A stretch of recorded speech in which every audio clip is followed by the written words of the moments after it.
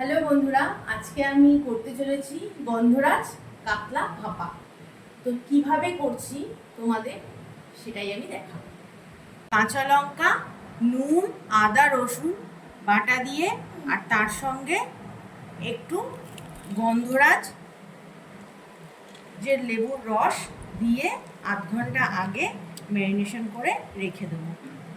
গন্ধরাজ লেবু দইয়ের মধ্যে দেওয়া হয়েছে, আর দিয়েছি গোলমরিচ,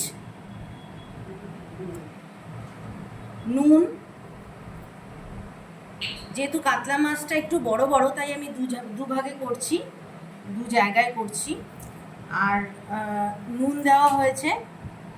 এবার এটা ভালো করে আমি মাখিয়ে নেব লেবুটার মধ্যে দিয়ে।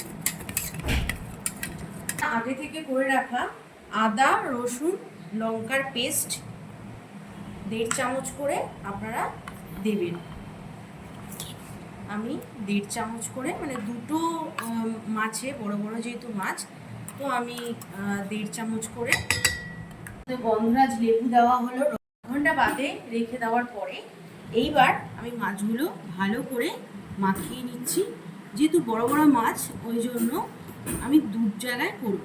এক জায়গায় দুটো মাছ দিলাম।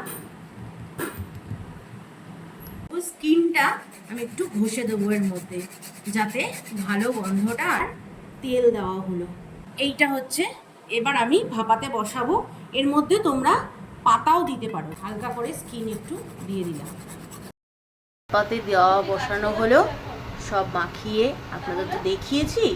এবার এই যে ভাপে বসেছে, যাওয়ার পর কি অসাধারণ দেখতে হয়েছে দেখুন।